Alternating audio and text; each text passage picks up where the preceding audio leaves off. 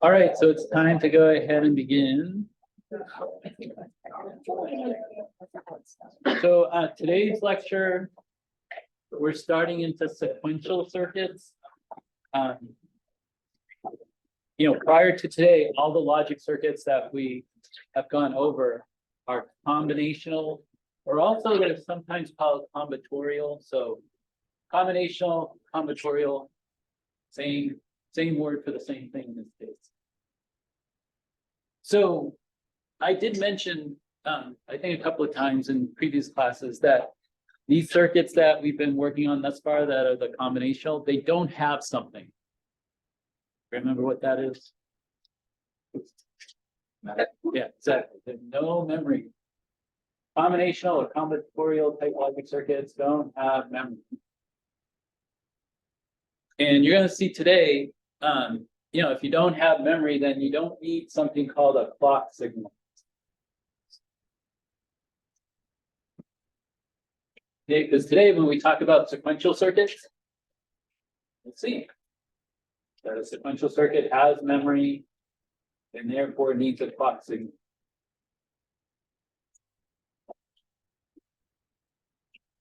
Okay, so when you take CP233 and you work on that microprocessor that you're going to build in that class, some of the modules inside a microprocessor are combinational and some are sequential. And the easiest way to tell, which is combinational, which is sequential, just see if the module has a clock. If it has a clock signal, if it has an input labeled CLK, then it's sequential.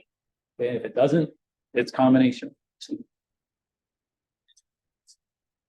Okay, so also combinational circuits, they're defined that their outputs, okay, and this is a general block, high level black box diagram for any sort of combinational circuit. And what I mean by the little dot is just, you could have as many or as few inputs and as few outputs. And the definition is the same, that for combinational type of circuits, outputs only depend on the inputs.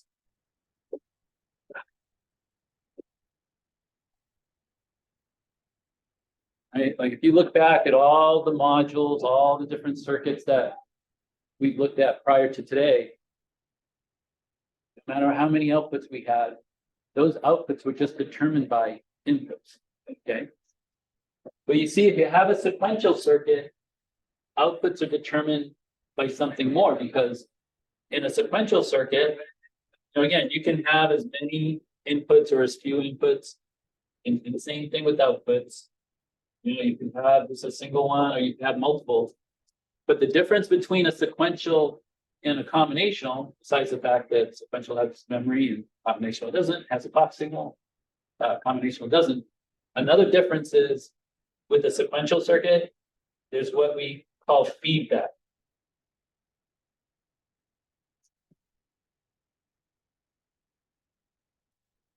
Okay, feedback is when you have a connection from an output back to an input. Okay, so for a sequential circuits,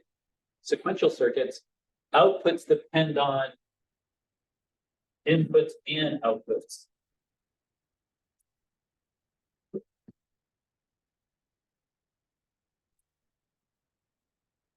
Right, so you see, to have this memory feature, you got to have at least one output feeding back to an input.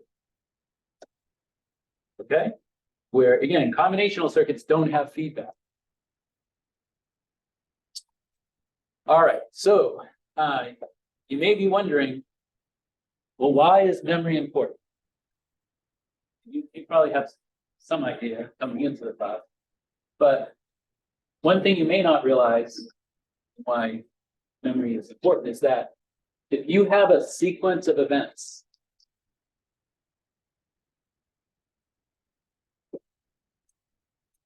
and I'm going to be very general here. Okay, I'm starting off very general, and then as the quarter goes on, we're going to get more specific. Okay, but just generally, if you have a sequence of events, like maybe there's an event A, event B, event C, D, E, and so on. Have as many events as you want. And perhaps the sequence is, well, if you're at event A, well, from A, you go to B. And if you're at event B, well, from B, you go to E. And if you're at E, you go to D. And if you're at D, you go to C, and so on. It could be any sort of sequence. Well, in order to have a sequence like this, you would need memory. Because in order to know that when you're at event A, you want to go to event B, well, you have to know where you're already at to go to the next event in the sequence. Okay? So you see, any sort of sequence requires memory because you have to know where you're at first before you can determine where you're going to go from there. Okay? Again, very general. We're going to get much more specific, as the quarter goes on. Okay, the next thing. When we talked about two's complement, right, last couple of classes, we've been talking about two's complement because that's really what all Lab 4 is about. Right? Remember, we said that there's like two meanings to two's complement, right? Two's complement, there's the noun meaning, which is just a listing of, how many values you can get based on, how many bits you have in your two's complement numbers. And then there's the verb, take the two's complement, right? And what happens when you take the two's complement of some binary number, signed binary number? What happens? What is it? Yeah, it negates it because it essentially flips it in that point, which we showed, negates it, right? If you take the two's complement of +2, you get -2, right? Take two's complement of -5, you get +5. Okay. Well, similarly, the word latch has two meanings when it comes to indigenous, okay? There's latch the noun, and this is latch the noun, okay? Because this is a logic circuit that type of protest. I was wondering what that was at first. It sounded like an animal. But yeah, this is latch as a noun. Okay, this logic circuit. Now, latch as a verb means to store, okay, or to hold, or to remember.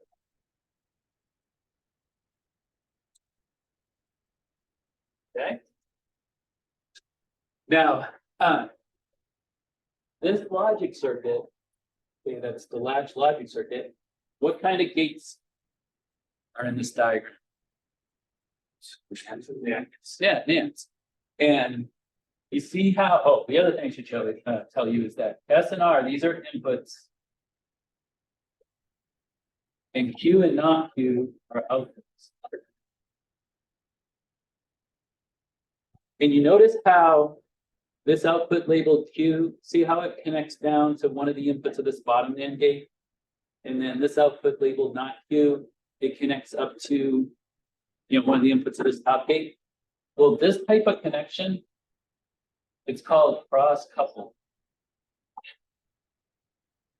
Okay, that's like the unique feature of a latch, right? That these gates are cross-coupled. And this is called a NAND latch because it's made out of NAND. You can also make a latch out of NOR gates. Okay, so either have, well, those are the basic ones. There's also some variations of latches where you can add some additional inverters and things like that. But the two basic latches are either cross-coupled NANDs or cross-coupled NORs. Okay. Now, we're gonna go over here in class. We're gonna go over this cross-coupled NAND. At one time, I used to make it an activity to have students do a cross-coupled NOR after I do the cross-coupled NAND. But I decided not to do that activity and do a different one that involves timing diagrams.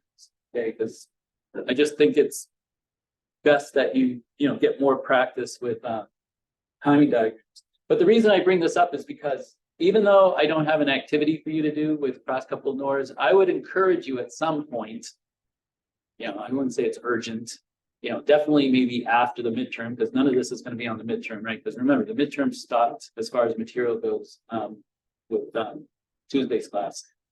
But at some point, I think it's worthwhile, especially if you're CPE, but even if you're EE, to see if you can go through the analysis I'm going to show you for this cross-coupled NAND latch with cross-coupled NORs.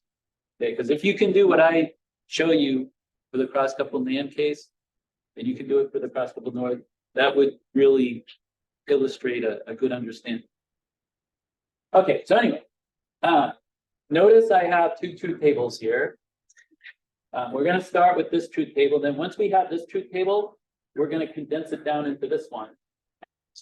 And then this diagram here of the cross-coupled NANDs, this is how you would actually connect a latch.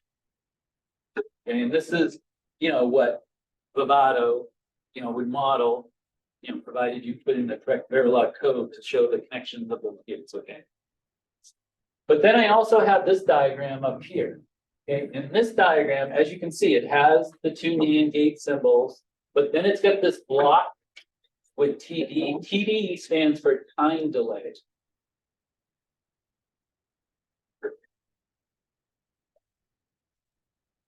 Okay, so this diagram is an analysis circuit. This isn't like a circuit that you could possibly hook up or build in Vivado, because this block just represents a time delay. Where on the left side of this time delay, we're going to use label Q plus. I'll explain what Q plus is in just a second. And on the other side of the time delay, we're going to just do the simple Qs. Okay, so again, this diagram is for analysis purposes. This is an actual diagram, like you could actually build this. Okay. Now, Q stands for.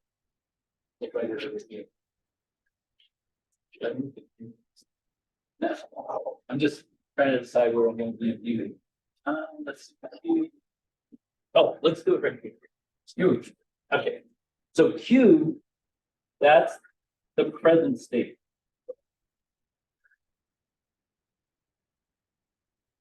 Okay, so Q is the present state of the output. Okay, the output Q. Q plus, that's the next state.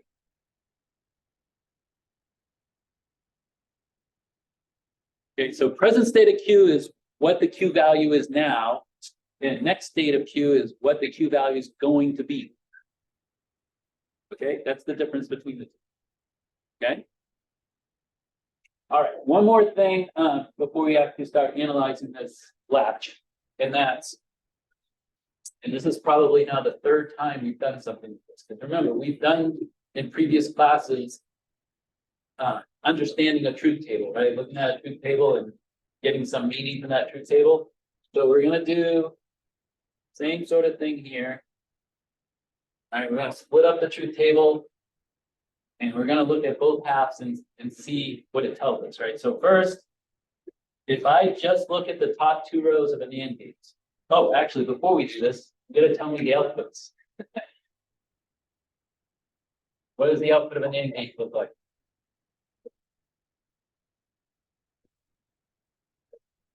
Yeah, 1, 1, 1, 0. Right? Because remember, you only get a 0 out of an NAND gate when all the inputs are 1, right? OSP to 1. Remember, the NAND is short for not AND, the same as an AND with an inverter on the output, right? But if you just think of an AND gate, you only get a 1 out of an AND gate when both inputs are 1. Well, the NAND is just the opposite.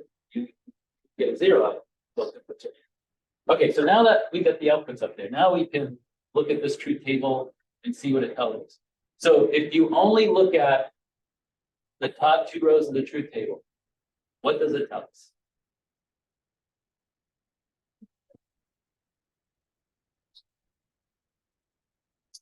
Tell us anything?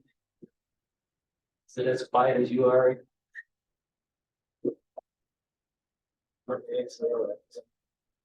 Yeah, or you can say if one input of an AND gate is a 0, right? Like A0, but it could be B, it doesn't matter which input, right?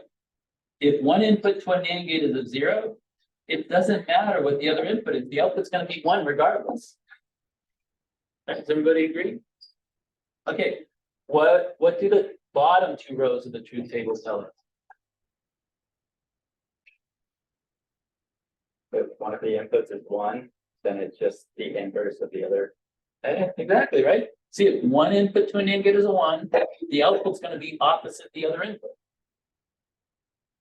Okay, so you see, by understanding a truth table, it can help you do the analysis. It can save you some time. And you'll see what I mean by that as we do the analysis. Okay, so we're gonna start with this truth table here. And notice I put present state of Q, I put that on the input side of the truth table, and the only output in the truth table is this next state of Q. Okay, so since we have 3 inputs, essentially, because we're kind of using this present state of Q as an input, how many rows of the truth table am I gonna have? 8, right? 2 to the 3, 8. So you have all zeros, 0, 0, 1. So again, I'm counting in binary as I do this, right? You've done this a number of times now, so no surprise, right? 1, 0, 0, 0, 1, 1, 0. Okay, so it's 2, 4, 6, 8, 0, 1, 2, 3, 4, 5, 6, 7. Again, it's always good to check. All right, so now we're going to use this analysis circuit to find what Q plus is for all these different rows. So the first row, everything's 0, right? So Q is 0, S is 0, R is 0. Well, look, what I'm after, the next state of Q is right here, the output of this AND gate. And look, this input of this AND gate, S, is 0. So do I have to find this input to get what the output is if that's 0? No, that's what we said earlier, right? If one input of an AND gate is 0, it doesn't matter what the other input is, the output's going to be 1. So right away, we can say this output is 1. Right? It saves you some time. You don't have to figure out what this is and this is, right? Because it doesn't matter. Right? So you see, this is going to be 1. Okay, everybody agree? All right, the next row, S is still 0, R is still 0. The only thing that's different in the second row is now present state of Q is 1. But is that going to change anything? No, because this input's still 0, so that's still 1. Okay, the next row, S is still 0. Right, so the next row, S is still 0. So do I even care what Q and R are? I mean, if I look at the table, let's see, Q 0 and R is 1. Does it matter?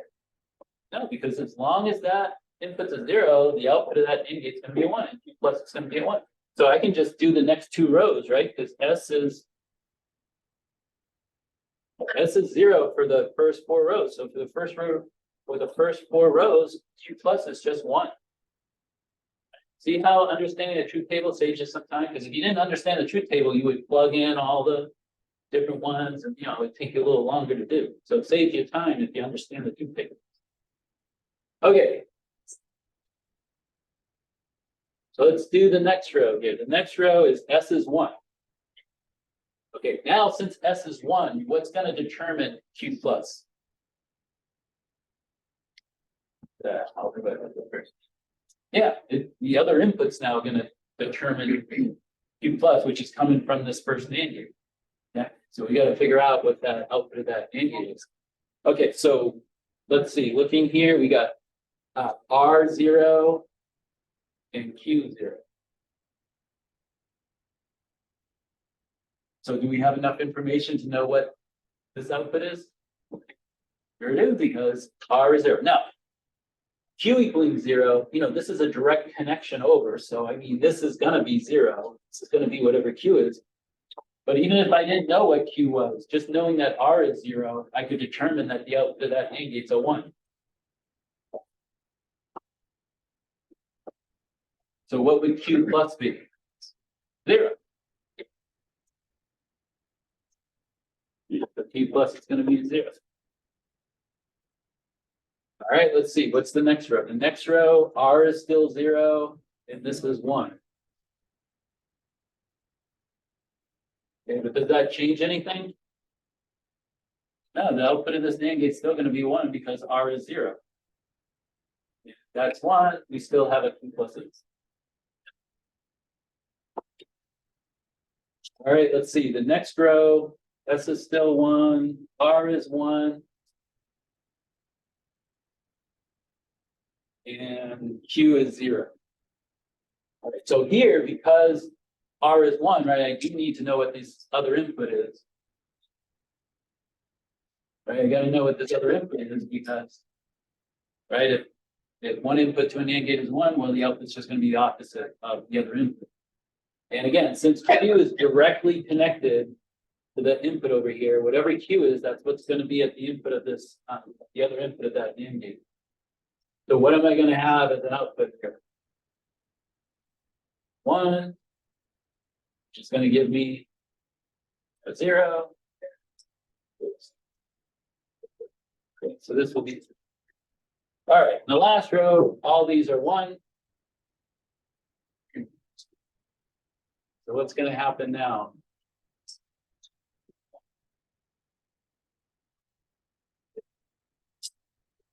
We're gonna have, what are we gonna get for Q plus? What's this gonna be?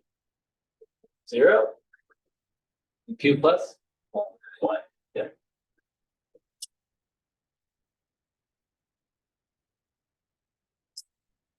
Okay, so any questions on how we filled out that truth table? Again, you could get the same truth table by not knowing, an insight into this truth table like we went over, but it would take you longer. So.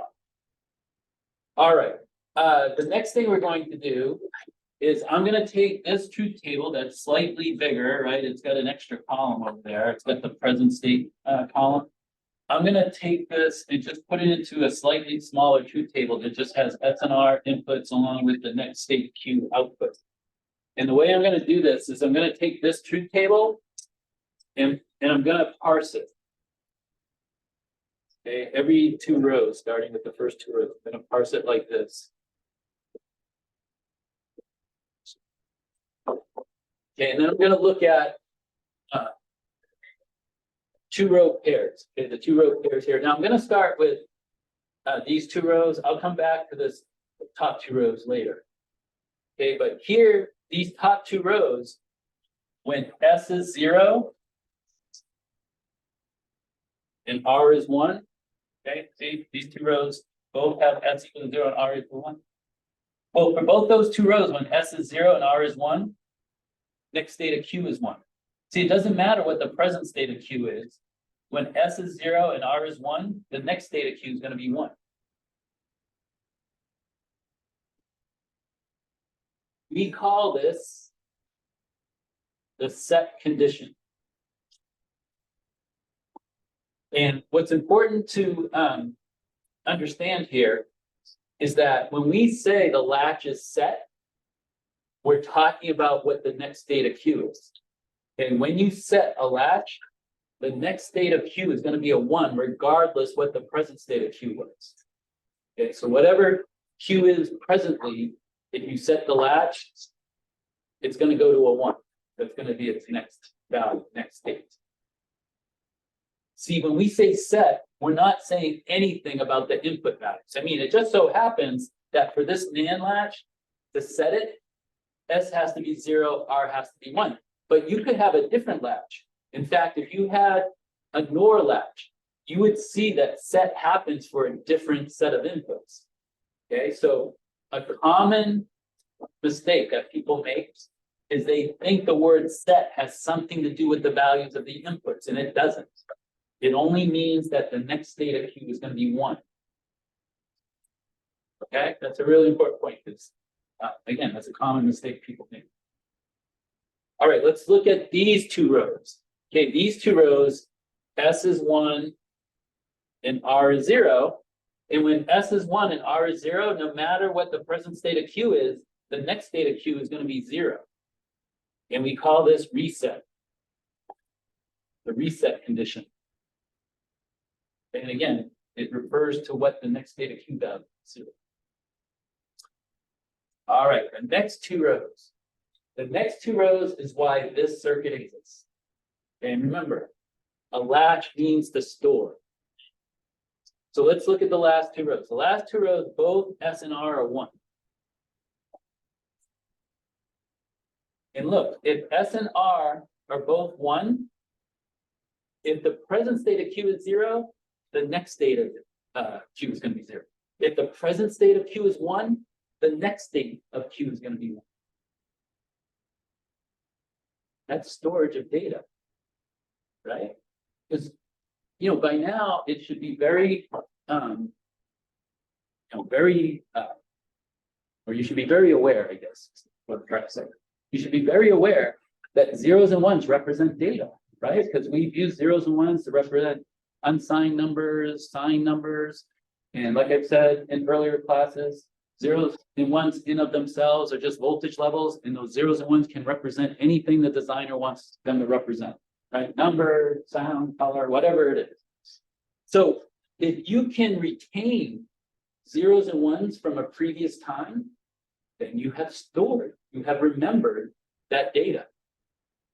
So that's why for this AND latch, when both S and R are 1, and next state of Q equals present state of Q, this is called the storage state, okay, or the hold state. Okay, that's when storage of data is occurring.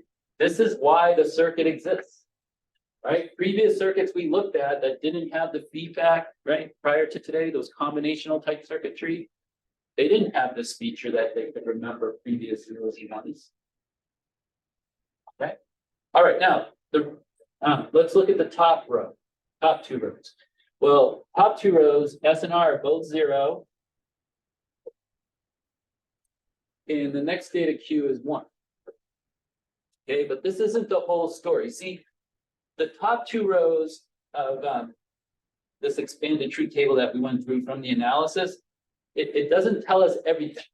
Okay, in order to get the full picture of what's really happening for this NAND latch with both S and R are 0, we have to go back to the original circuit, the actual circuit, not the analysis circuit. Okay, this circuit here.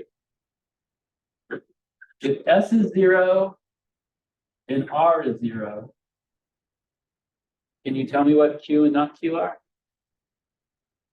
They're both 1, right? Because as we said earlier, if one input of a NAND gate is 0, it doesn't matter what the other input is.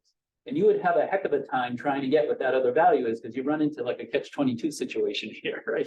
Because to get Q, you need to know what this is, but that's connected to this output. To know this output, you would need to know this input that's connected to that output, but to know that output, you need this, you get into an infinite loop, right? If you didn't know this about that, all you need to know, right? You have a one input equals 0, you don't have to know the other input, it has to be 1. So you see both these outputs would be equal to 1 if S and R are both equal to 0. Do you see a problem with that? Do you see a problem with Q equaling 1 and not Q equaling 1? It's not. Right, this goes against our definition of what not a variable means, right? In Boolean algebra, right, not a variable means opposite of. Here, both Q and not Q are the same value. Well, because of that reason, because this circuit, under this condition where both inputs are 0, gives us something that's nonsensical, based on our definition of not in Boolean algebra, we call this the forbidden state. They also sometimes called ambiguous.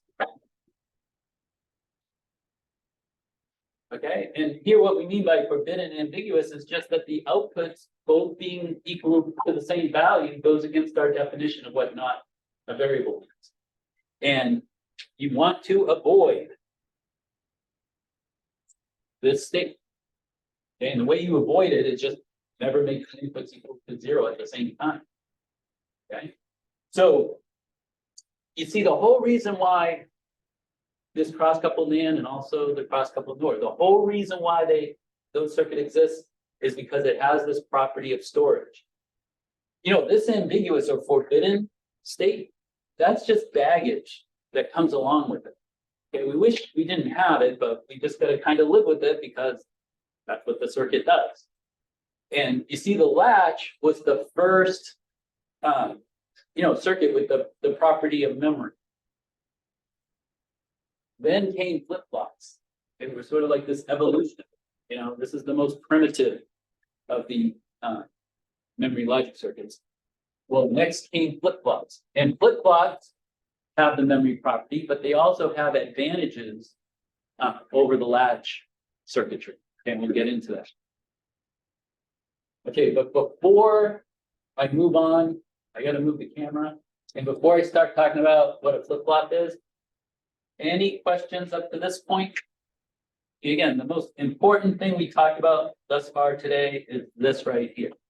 This whole concept of memory, right? It's just retaining previous bits, right? And since bits can be part of information, right? Whether it be numbers or whatever they represent, well, now you're storing data. You're holding on to data from a previous time.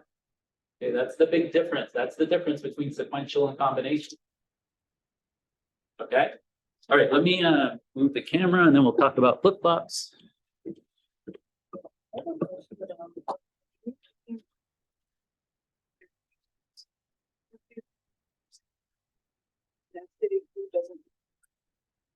Or the present state of queue. State doesn't. Yeah, because for instance, let's see, my stuff, yeah, I'm still in view. For instance, these two rows, the set. See, if you just look at those two rows, right? S is 0 for both rows, R is 1 for both rows. And you see, no matter what the present state of Q is, the next state will be. But the next state is dependent. Say that again? The next state is, or the next state is dependent on, Correct. but the present state is, or it doesn't like. It just doesn't matter. Okay. Yeah, the only difference between present state of Q and next state of Q is what time it is. Yeah. Yeah, because the present state of Q is what it is now. Next state of Q is just what it's gonna be. So no matter what it is now, it's gonna be 1 as long as S is 0 and R is 1. Okay. Okay, does that make Yeah, sense? I think I just misheard you. Okay, yeah, that's fine, yeah. Yeah. By all means, ask if there's anything that you need clarification on. That's no problem at all. I'm sure there's other people that probably misheard or didn't quite get it at first. Let's see. I need to make sure. It's,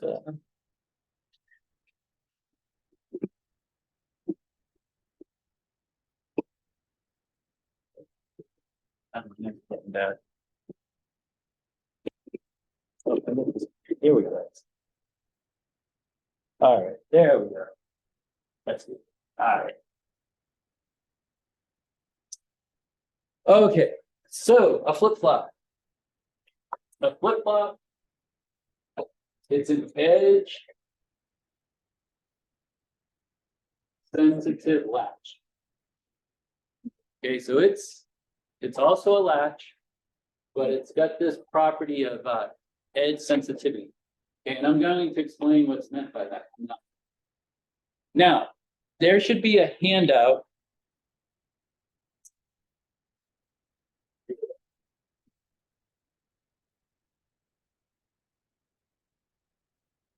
Okay, on every table, there's a handout that looks like this.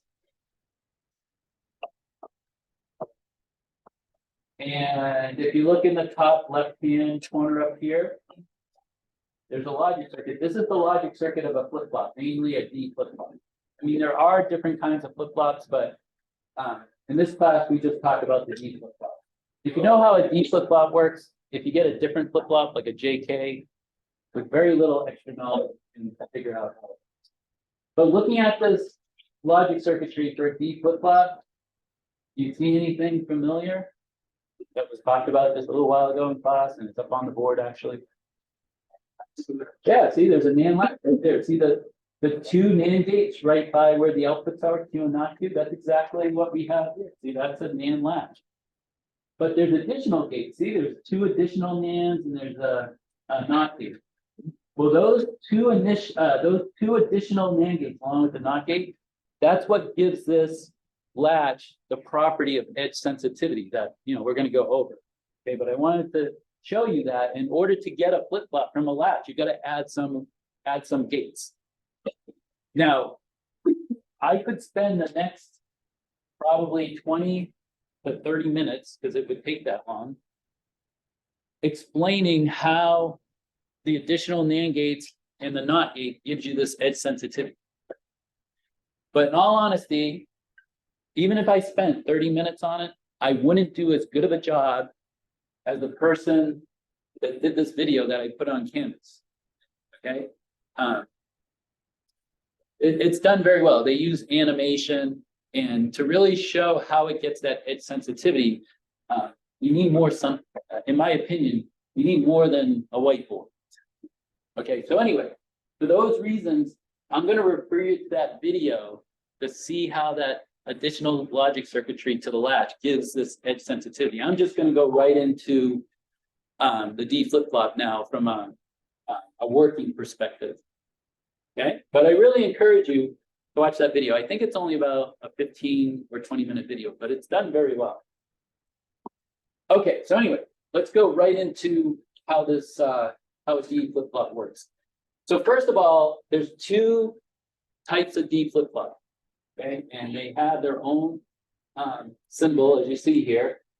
Now, D and CLK, CLK is short for clock. These are inputs.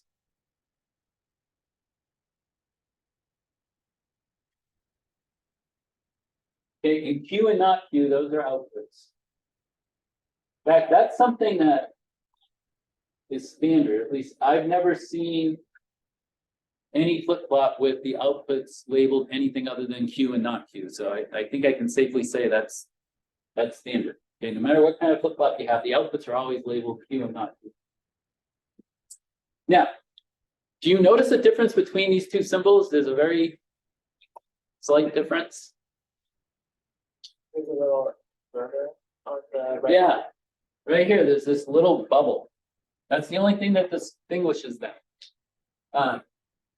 And the type of D flip-flop that doesn't have the little bubble on its clock input, this is what's referred to as a rising edge trigger D flip-flop. Okay, rising edge trigger. And then if it has the little bubble, it's a falling edge trigger. Okay, FET. So it's not field effect transistor for those of you who have electronics. Go to FETs. Here it's falling edge trigger.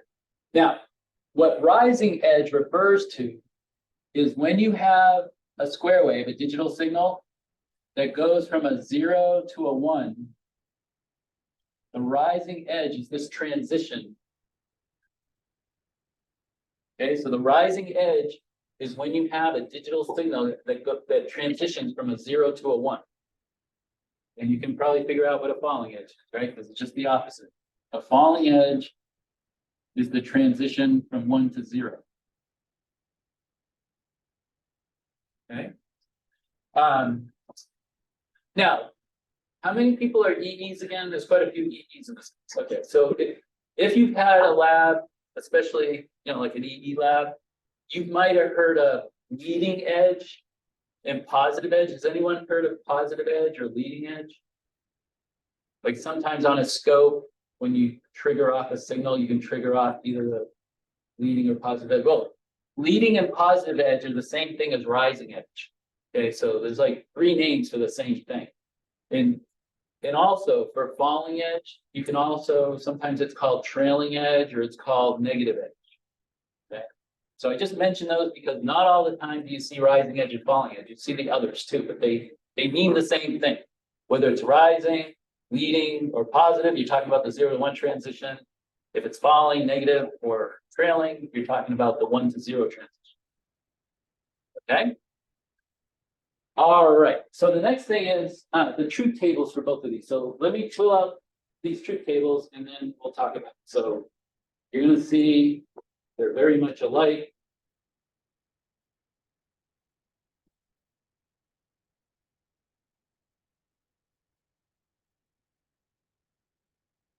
Here.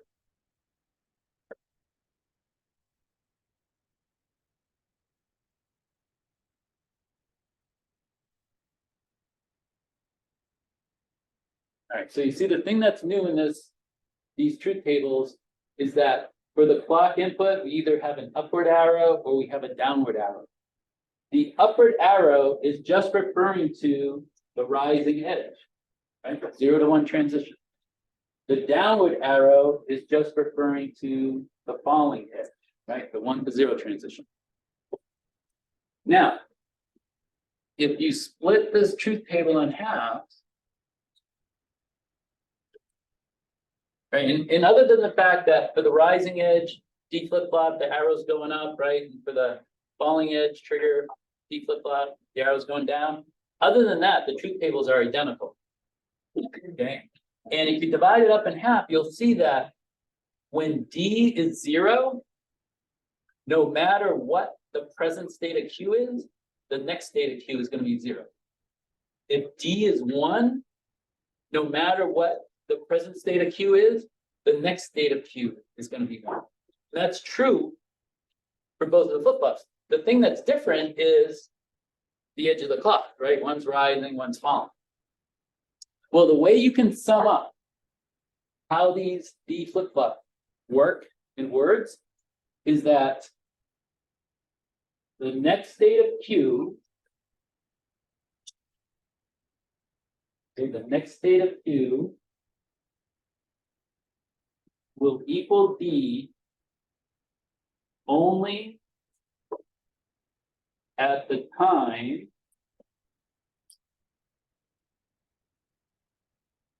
of the appropriate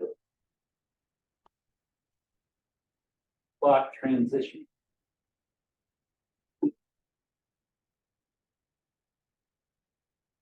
Otherwise, next state of Q will equal present state of Q. Okay, so this is how you can sum up both of these types of D flip-flops. The next state of Q will equal D, right? The data on input D, only at the time of the appropriate clock transition. And what I mean by appropriate is if it's rising edge, it's the time of the 0 to 1 transition. If it's falling edge, it's the time that the 1 to 0 transition happens. Otherwise, the next state of Q is just going to equal the present state of Q. So when is storage of data happening for this flip-flop? Does storage of data happen at the time of the appropriate clock transition when next state of Q equals whatever the D input is?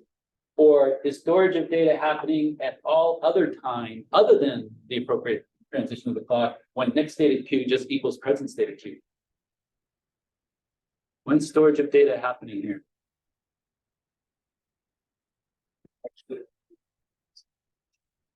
Right, for all other time other than this time of the transition, right?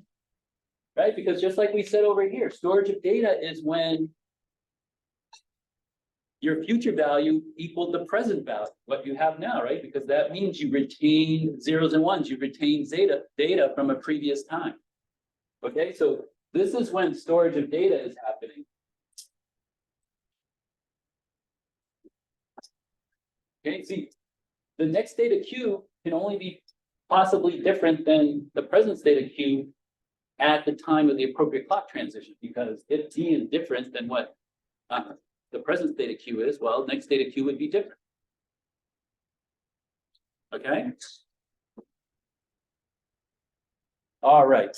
So let's see. We're almost at the top of the hour.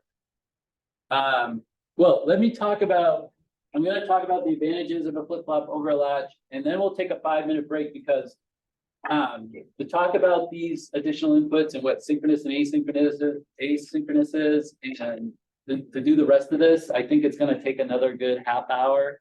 So I don't want to go, straight 90 minutes. I'm sure you don't want to go straight 90 minutes. So let me just give you the advantages of a flip-flop over a latch, and then we'll take a break. Well, the first advantage of a flip-flop over a latch is take a look at the truth table, right? Take a look at the truth table here. Take a look at the truth table here. Do we have a forbidden state in the truth table of a flip-flop? No. There's never a case with a flip-flop where Q and non-Q will be the same like it is with the latch. Okay, so that's an advantage. I mean, it's an advantage in the sense you don't have to worry about it, right? Because, you know, you want to avoid that situation if you have it. So that's one advantage that, no forbidden state in truth table. Okay, and remember, another way to say forbidden is ambiguous. Now, you'll see when we go through this timing diagram example after the break, that there is a situation with the flip-flop where you can also have an ambiguous case, okay, but it's not in the truth table. Okay. All right, the second advantage of a flip-flop over a latch is that flip-flops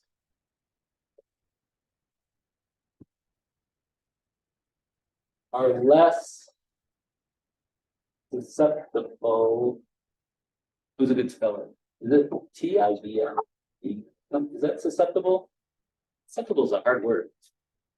Any good spellers in the class? Did I spell that right? Oh, okay, thank you. I lucked out. I always want to put an A there. Okay, but flip-flops are less susceptible to noise than latches are. And a latches. What latches are, I always want to say it. Okay, and this is where having some sort of EE lab or, you know, any lab that like uses an oscilloscope especially is useful, because those of you that have used an oscilloscope, you know, and you look at the waveform on the oscilloscope, you know how the waveform a lot of times will be fuzzy, right? It won't be like nice and clean, right? It'll have some fuzziness to it. What's the fuzziness being caused by? Why is it fuzzy?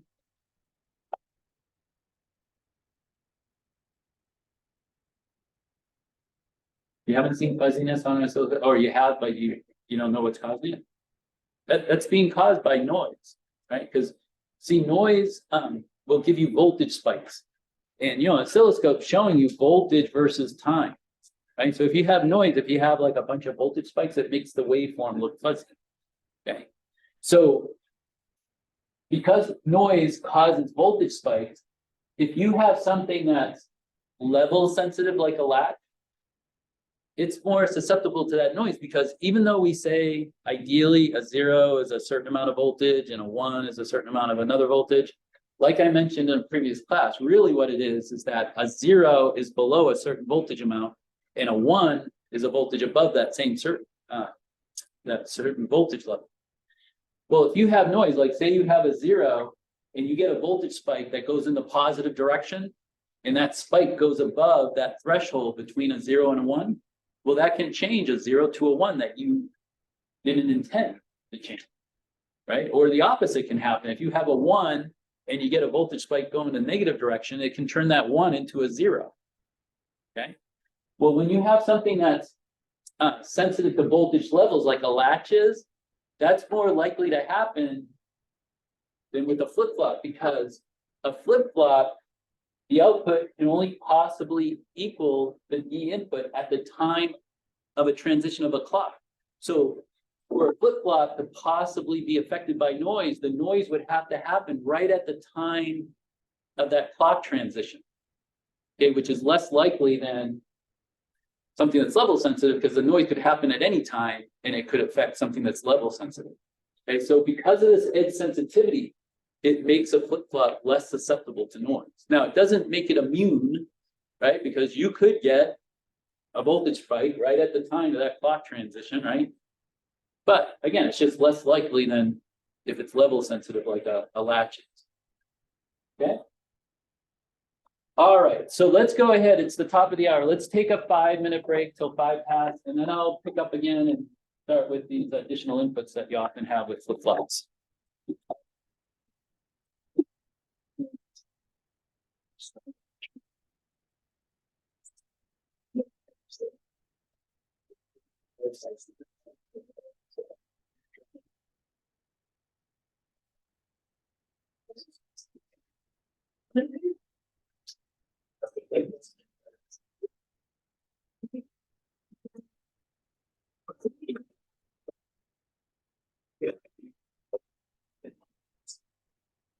Right.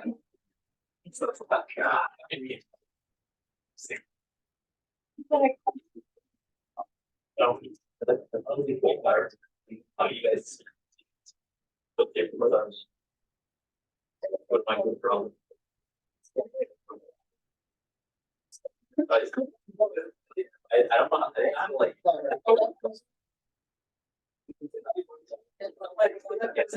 So those girls like there's no way. It's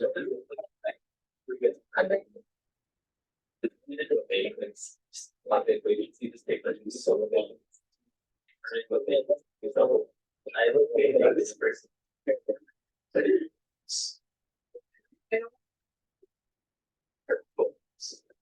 That's the first thing. I got all right. Living.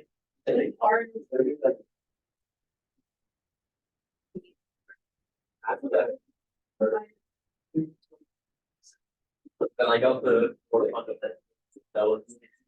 This is not the one. Then I got that. The. So. Was it? Yeah. We find out. I wrote this down. We did like. All of it, nothing, it was like, it's like, for the all like the last thing. The nonsense. I just want to.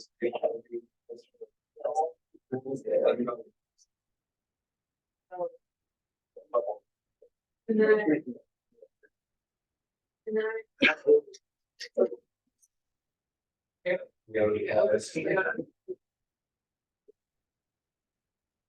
Maybe easy, but for this easy joke, it will work.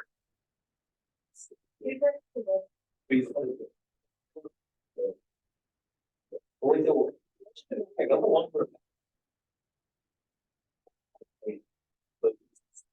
It's like a, yeah, like smile, it was another show, it's like this. But I ended up like, it was like a. It's only a chair. Really?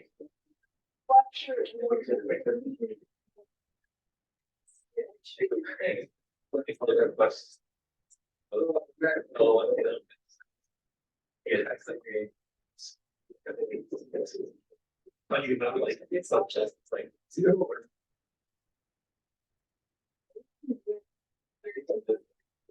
I think you should study that.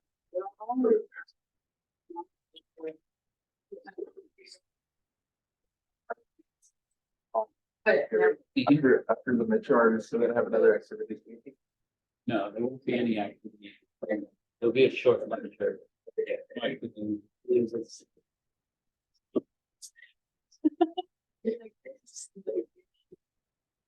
Oh.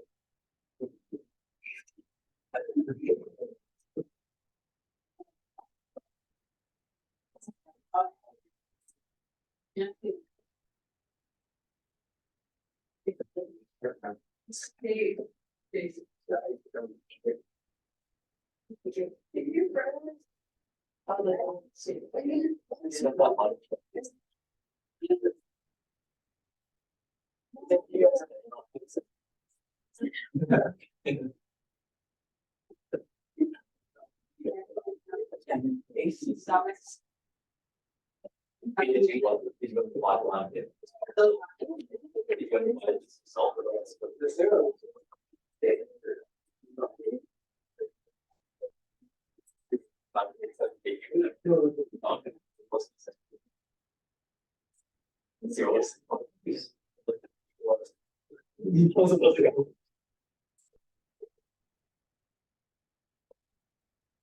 Yeah,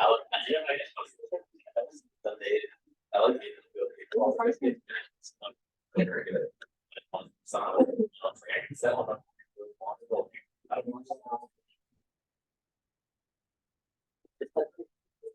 Well, are you gonna be told?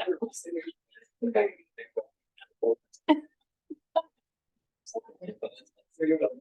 Can I make that mistake?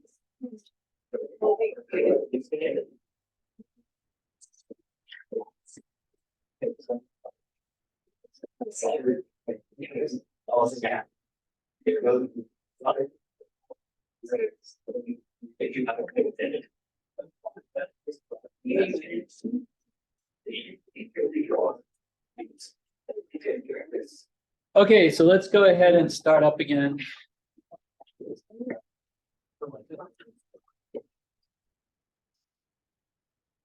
So these D flip flops with just the D input and the clock input, that's the most basic D flip flop you could have. Okay, I mean, all D flip flops have a D input and a clock input. By the way, I didn't mention earlier, but the little triangle on the clock input in the diagram, that just refers to that it's edge triggered. Okay, that's sensitive to the edge of the clock. That's what the trigger means, that it's sensitive to the transition of the clock signal that we put here. The other thing is that in the digital world, clock specifically refers to a periodic square wave. Because often in a lot of different processing circuits, digital circuits, you'll want that. You'll want a square wave that's periodic. But the signal we connect to the clock input of a flip-flop, it doesn't have to be periodic. Like you could connect a square wave to a clock input that is low for a long time, then it goes high for a short amount of time, then it goes low for a small amount of time, goes high for a long amount, that's aperiodic, right? So yeah, you can hook up any sort of square wave to a clock input, but the name comes from the fact that often you will connect a periodic square wave to the clock input of a flip. Okay. All right, but there are often additional inputs to a flip-flop. Okay. Often you'll see an enable input, you'll see a reset and a set input. In fact, for lab 5, now remember, lab 4 is not due until Friday of next week, right after the midterm. Lab 5 won't be due until the week after that, so there's going to be plenty of time to do lab 5. But lab 5, you will have to model a D flip-flop that, in addition to having D and clock and the 2 outputs Q and not Q, also has enable, reset, and set. Okay, because you'll see lab 5 is basically lab 4. Now you do delete some things from lab 4, but you use a lot of what you did for lab 4, and then you add memory. Okay, you add a couple of flip-flops, and you also add something called a register that we're going to talk about after the midterm on Tuesday.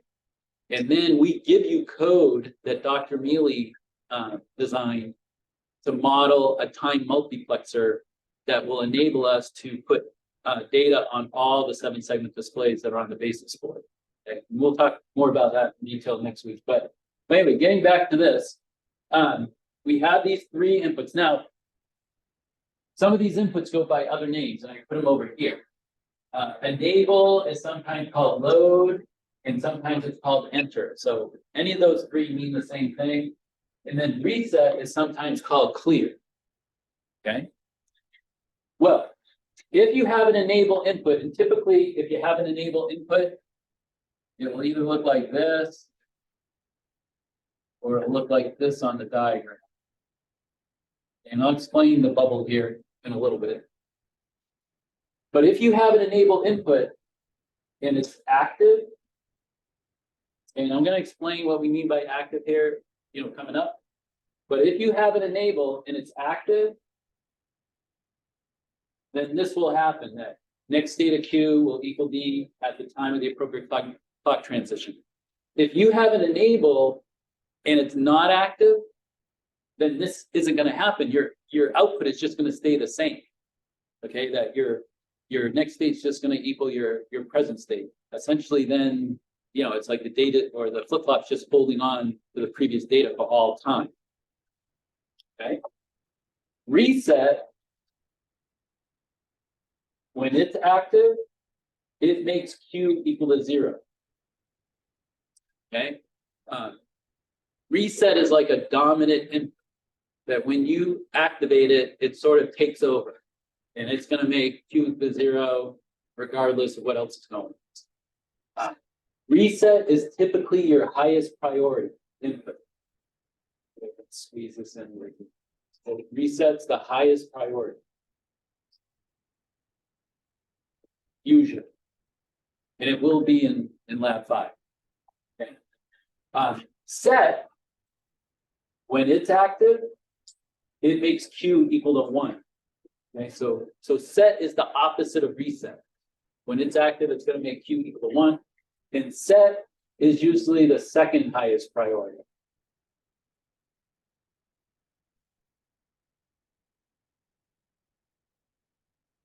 Okay. All right, well, what do we mean by active? Well, each one of these inputs, okay, enable, reset, set, they can either be active high or active low.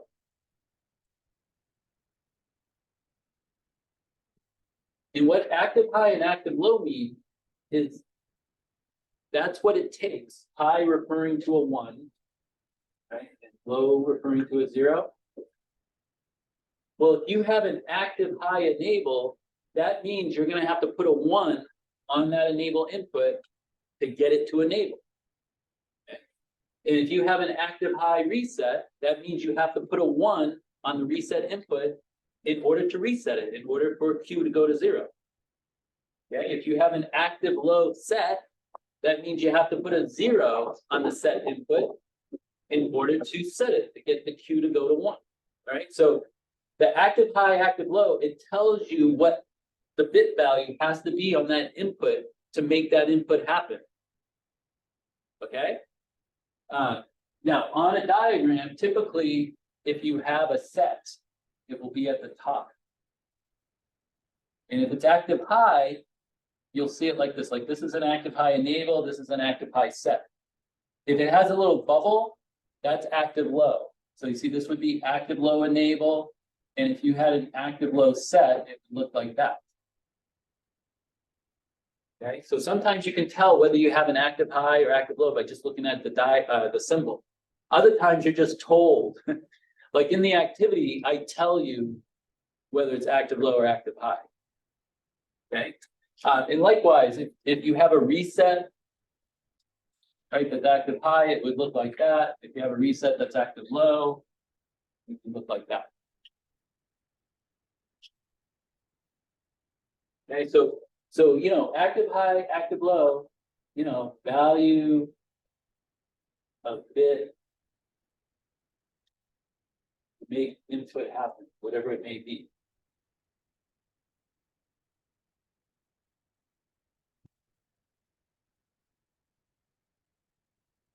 Okay, so any question about that? Like I said, lab 5, you're going to model in System Verilog a D flip-flop that has all these inputs. It's going to have D input, clock, enable, reset, and set. It's going to have all of them, and they're all going to be active high. Okay, so the next thing, and you know, these two terms, while they have very brief definitions, these two terms can cause grief to some students. And probably this is, I think, the main reason it's good to do some timing diagram for what we're talking about today, because I think if you have trouble with these, usually by doing timing diagrams, eventually people get it. You know, depending on the person's, it takes some people longer than others, but eventually if you just keep at it with doing timing diagrams, eventually the difference between synchronous and asynchronous become clear. But in words, it's very brief to describe how they're different, because a synchronous input, no, I should go back and say that all inputs, well, all these three inputs here, enable, reset, and set, they can either be synchronous or asynchronous. All right, so you can have a synchronous enable, synchronous reset, synchronous set, or you can have an asynchronous enable, asynchronous reset, asynchronous set. Okay. Synchronous, a synchronous input depends on the clock.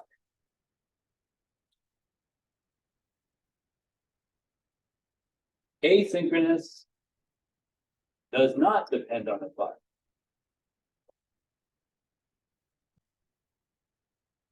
Not depend on.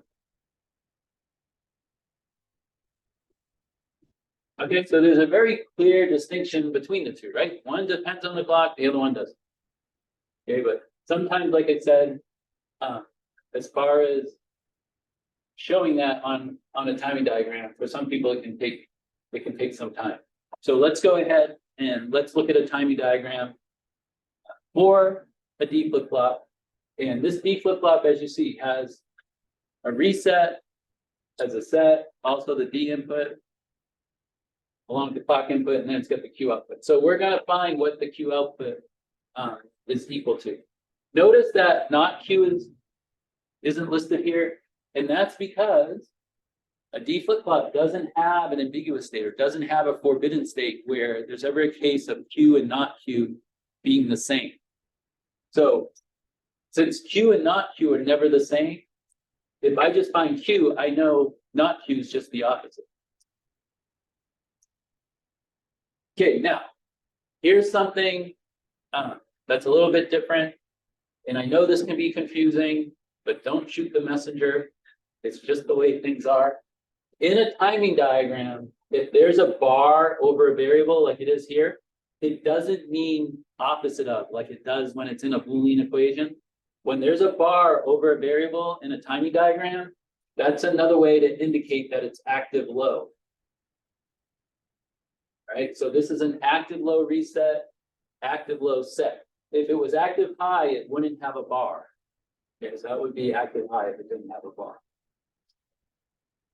Okay, I know that can be confusing, but again, don't shoot the messenger. That's just the way it is. All right, so let's go ahead and let's find Q for this timing diagram. So just like any timing diagram, you start at t equal to 0, right, in the left, time progresses as you go left to right. So if you look at t equal to 0 here at the very beginning, our active low reset is a 1, so that means it's not active. Our active low set is also a 1, so it's not active. You can see that D is a 1 here. And then we have the clock. So when you're doing a timing diagram, oh, the other thing I should mention, and it's over here, this is rising edge trigger. So that's why I put a little arrow on all the 0 to 1 transitions, right? Because those are the ones I have to be concerned with since it's a rising edge, right? If it was falling edge, you would put the little arrows on the 1 to 0 transition. Active low reset and synchronous, active low set, asynchronous, and then enable is always 1. Like I could show in the timing diagram like enable with 1 going all the way across, but I figured I'd just do it this way just to make the timing diagram a little bit more condensed. Okay, so enable is always 1. So since enable is always 1, you know, we would have the next state equaling Q at the appropriate clock transition when that occurs. So when you're doing a timing diagram like this, you always look to see whether you're resetting or setting first. And then if you're not resetting or setting, because remember, those are the 2 highest priorities, right? Resets the highest priority, sets the second highest priority. So if you're not resetting or setting, then you look at what the D value is at the appropriate clock transition to get what Q is. Okay, so you always look to see whether it's resetting, then you always look to see whether it's setting, then you look at what the output would be based on the D value, you know, what we were talking about over here. Okay, now at t equal to 0, you know, the output Q has to be either a 0 or a 1. But at t equal to 0, you don't know what that output is equal to unless at t equal to 0, you're resetting or setting, or you have an appropriate clock transition to find what Q would be based on the D value. And we don't have any of those in this case, right? Because at t equal to 0, we're not resetting, we're not setting, and also we don't have a 0 to 1 transition of the clock, right? And remember, Q only equals D at the appropriate clock transition. So because we don't know what Q is at t equal to 0, you can just put an S, or you can put a question mark or something. Now, having said that, when you look at the solution for the activity, because in the activity, there's going to be timing diagrams where you have this same case. I did not write the solution to these, or this activity, some other professor did. And the person that wrote the solution to this activity, they would just assume a value, like they assume 0. And you can also do that. There's nothing wrong with that as long as you put down, I'm assuming it's 0. I really don't know, but I'm just going to make this assumption. I mean, that's fine. But me personally, I feel the best way is to just say you don't know, because that's really the case, you don't know. Okay? All right, well, let's look at the first thing that changes in this time diagram. The first thing that changes is that this active low reset that's synchronous, it goes from, at this time here, it goes from a 1 to a 0. So it becomes its active value, right? Since it's active low. But because it's synchronous, it also depends on the clock. So our reset goes to the active value 0, but the reset isn't going to occur until we get the 0 to 1 transition of the clock at a time that it's 0. Okay, so even though reset went to its active value at 0 at this time, Q doesn't go to 0 until the time of this clock transition. Right, and see, at the time of this clock transition, reset is low, its active value. So that's when Q will become 0. See, up until that point, we don't know what it is. And then when it's its active value at the time of the 0 to 1 transition of the clock, that's when it clears, or when it resets and goes to 0. Now, here's the difference between synchronous and asynchronous. If this was asynchronous, actually, use a different color here. Okay, if this was asynchronous, okay, asynchronous does not depend on the clock. So if it's asynchronous, right when it goes to the active value, right here, when it changes from a 1 to a 0, that's when it would reset. So you see, if it's asynchronous, doesn't depend on the clock, it will reset right at the time that the reset input goes to a 0. But if it's synchronous, it's not enough for it to be the active value. It has to be the active value at the time of the appropriate clock transition. See, that's the difference between the two. Okay, does that make sense? You see the difference here? Okay, well, if you understood that, then, for any synchronous input, that's true. We're talking about reset here, but no matter what the synchronous input is, you got to have the clock transition along with the active value at the same time for that synchronous input to happen. Okay, so what else happens? Okay, so now at this time here, now the other thing is, and this came up in my earlier section, once the output is reset, like once it becomes 0, it's going to stay 0 until something changes it to a 1. Okay, it's not like what some people were doing in my previous section is, once reset went to the non-active value, they were thinking that the Q output would change. Okay, but no, it's just going to stay reset until something changes it. Okay, so you can see here, reset goes to its non-active value. So we're not resetting, or we're not resetting. Set is still 1, so we're not setting. So now to find what Q is, we got to look at what D is equal to during a rising edge of the clock. So you see, this would just stay 0. The output would stay 0 until we get to this time here of this rising edge of the clock. At this time, D is 1. So my Q value is going to change to a 1. Okay, so we'll go to a 1.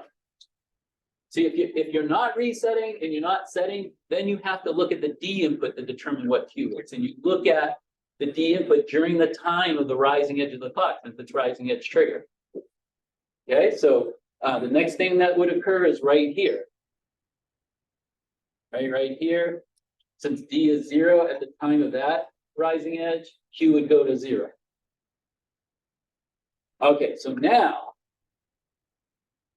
if it's not quite lined up, it's just because of my eyesight, but I purposely made this change in R, the reset, line up with this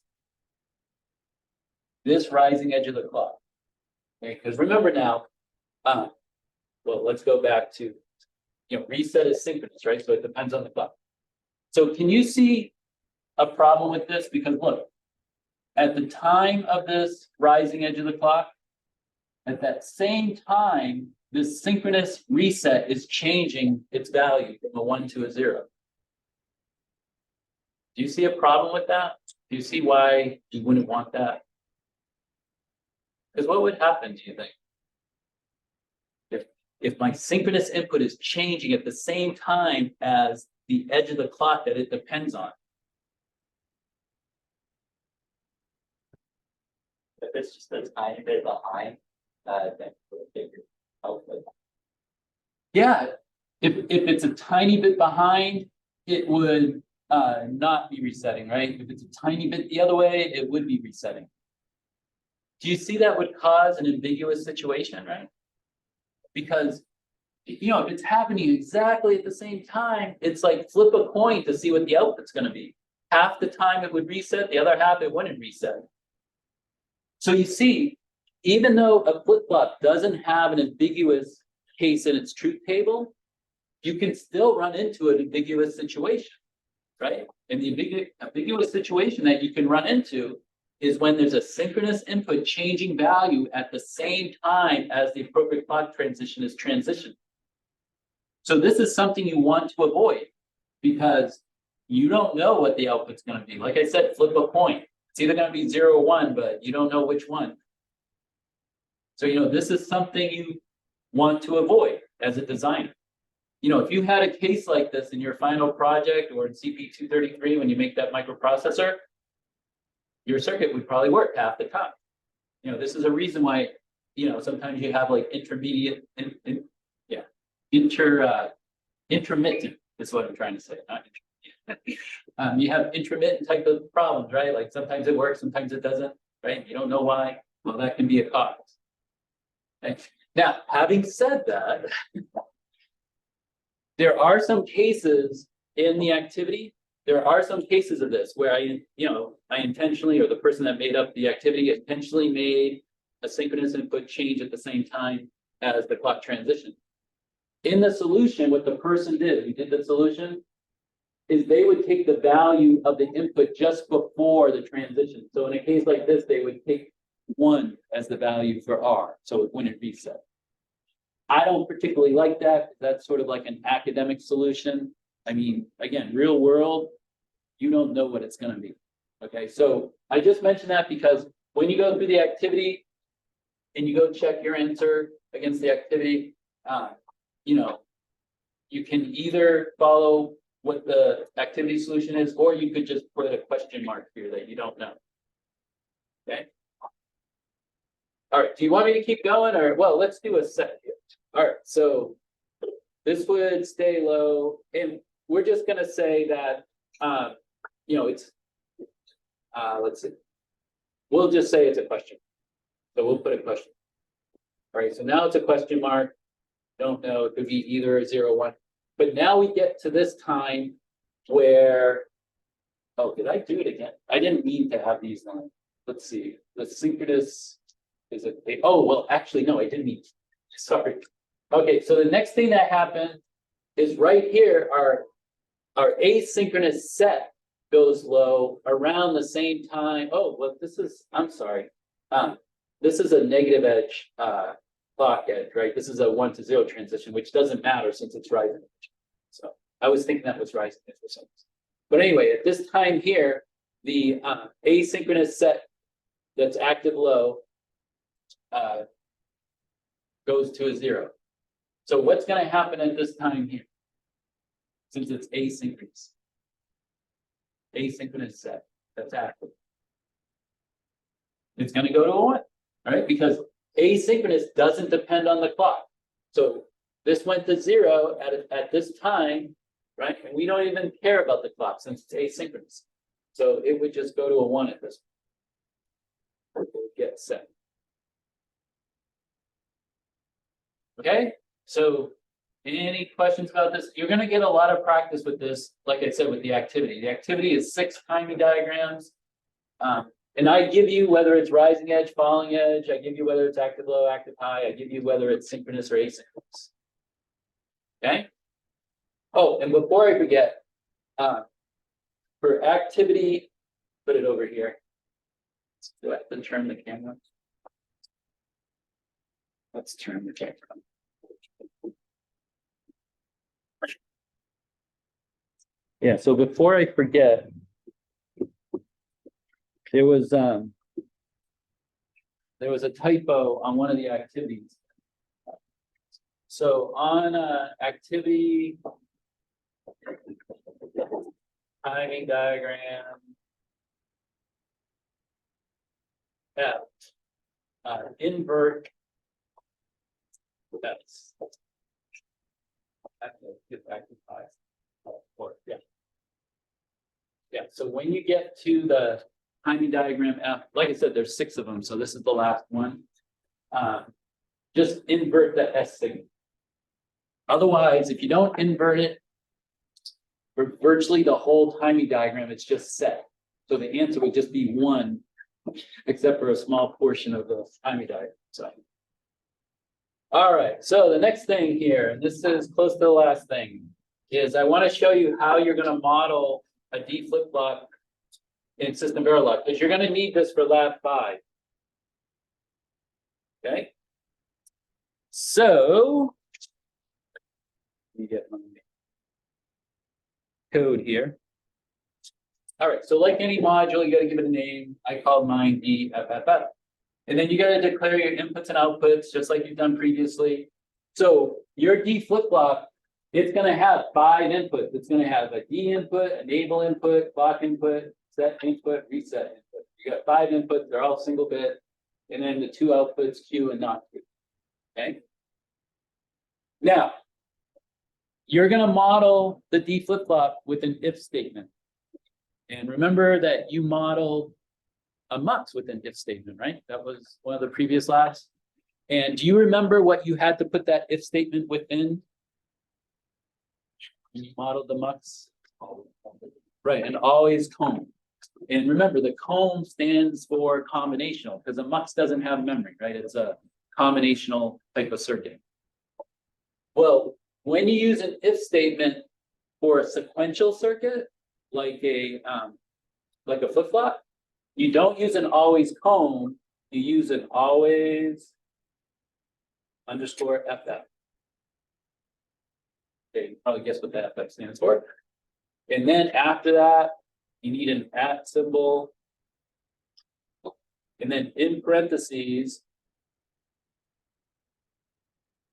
you put positive edge clock.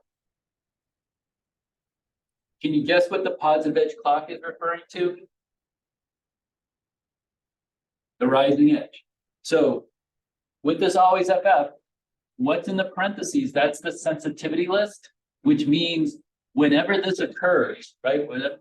Whatever you put within the parentheses, when that occurs, that's when this always FF gets evaluated, right? So since we're modeling a flip-flop that's rising edge, okay, because in Lab 5, the flip-flop that you need is a rising edge. Well, we make it sensitive to the positive edge of the clock, which is the same as the rising edge of the clock. Okay, then you need a begin.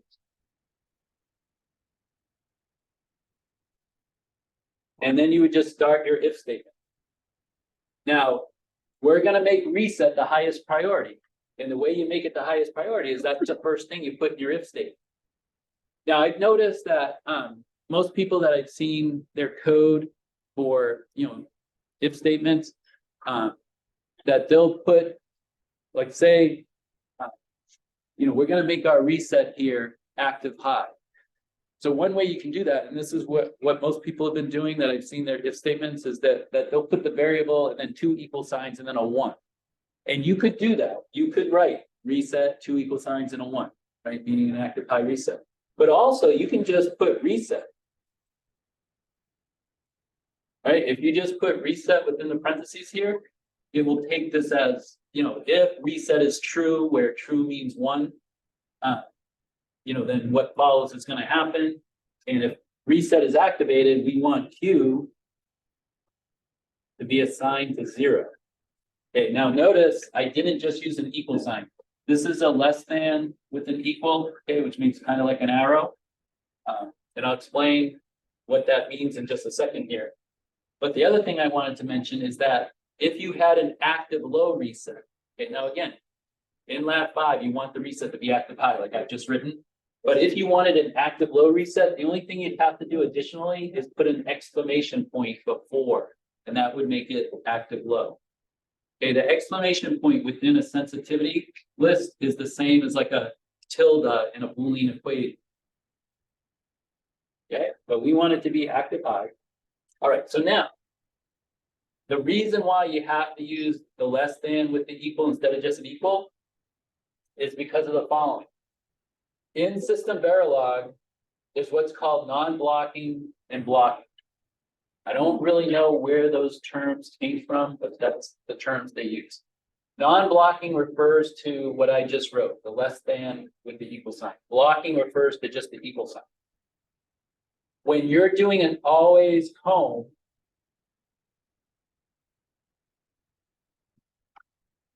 you assign outputs with an equal sign, like you were doing for the mux and also for the decoder, when you did the decoder with the state. When you're doing always FF, you use non-blocking to assign the outputs like I just did there. And the reason is that in System Verilog, if you write, B equal to A, or B assigned to A, however you want to say it, and then C assigned to B, well, these two in a row would make A equals C. And that's because this code here with the blocking, it would just connect A, B, and C together with a wire. We'd have A, B, and C connected to the same node, the same wire, just make them all the same. But when you use the non-blocking, right, you do the same thing, right? B assigned to A, C assigned to B, but you use the non-blocking instead of blocking. Well, these will not equal because what will happen is System Verilog will put circuitry in between, okay, in between these. So you see here, A would not equal C. Okay, because there's going to be additional circuitry. There's going to be like latches in between them. Okay, so it's very important that when you have it always FF, you're using the right non-blocking assignment symbols, and when you use blocking, you're using the right ones. Because if you mix these up, you're going to get errors, and if you don't get errors, it's not going to work right. Okay, all right. So getting back to this, we start off with reset. The next priority is going to be set. So we would have else if,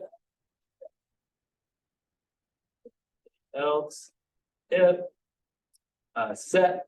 Okay, set's also going to be active high. And if it is active, right, if we're not resetting and we're setting, we want to set Q equal 1, right? Because again, that's what set means. Okay.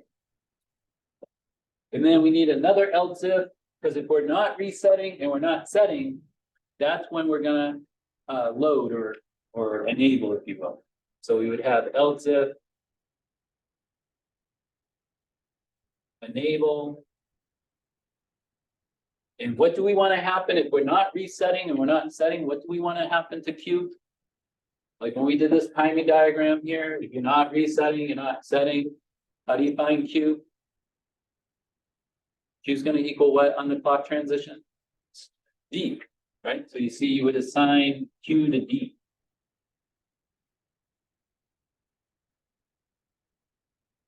Okay, so we have an if, else if, else if. Now, when you were doing the mux and the, well, you did the decoder with the case statement. So the only device so far that you were required to do with an if statement was the mux. And that was just a simple if else, right? You didn't even need any else ifs. But what would you typically end this if statement with? An else, okay? But in this case, you do not want to end it with an else because we've got the reset condition, we've got the set condition, we've got the condition where next data Q equals D. What's the only condition of this flip-flop we don't have yet? What's the main? Say that again. What do you mean by edge case?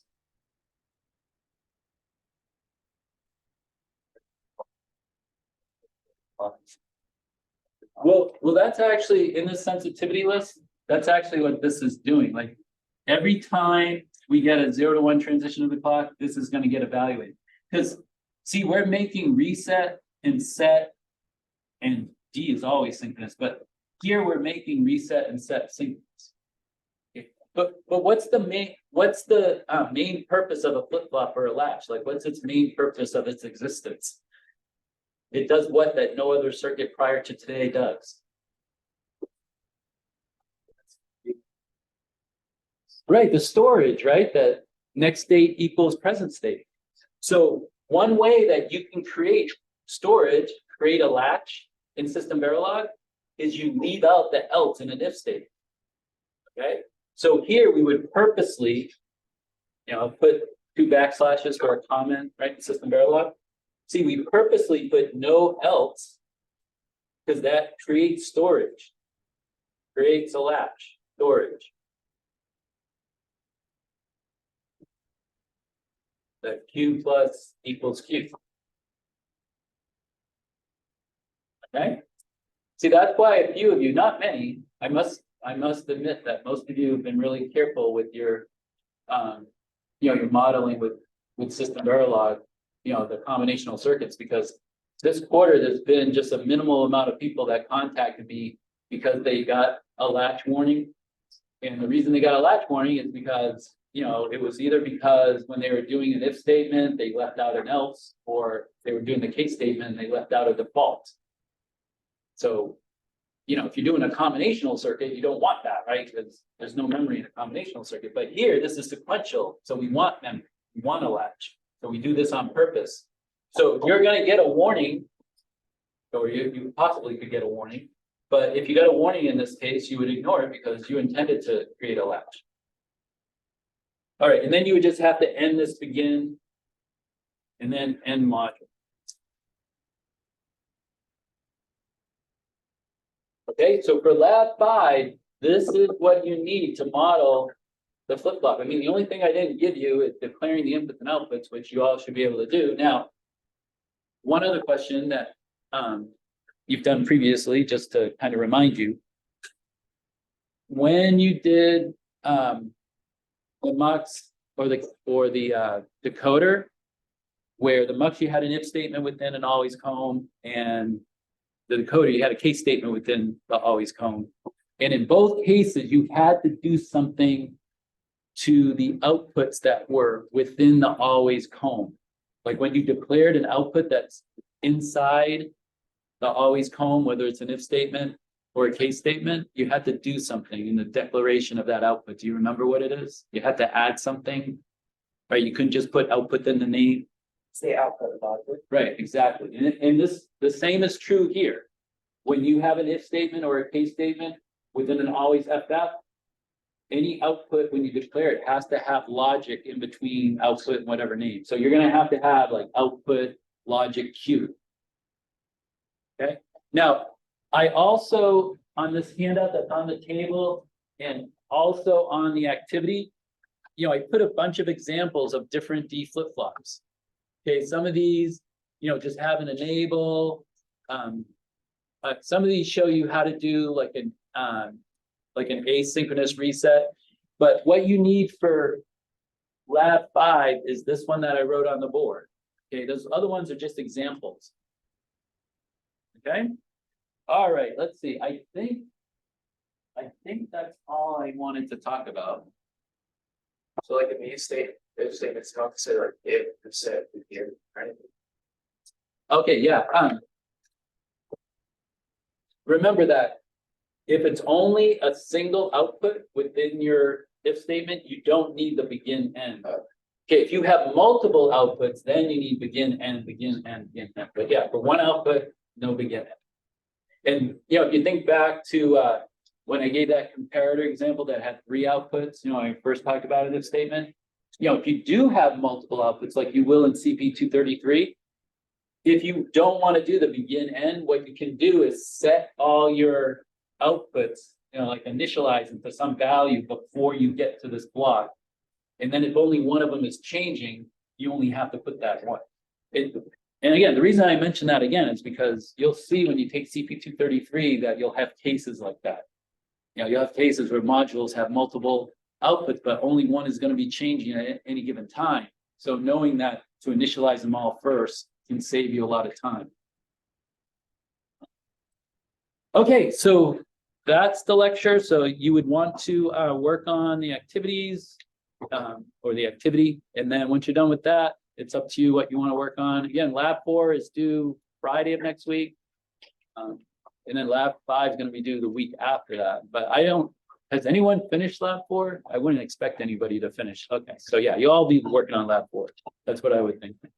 There is one person done with lab 4 in my 8 to 11. She actually finished Tuesday. We finished after a class on Tuesday, but she stayed longer. We worked in the back.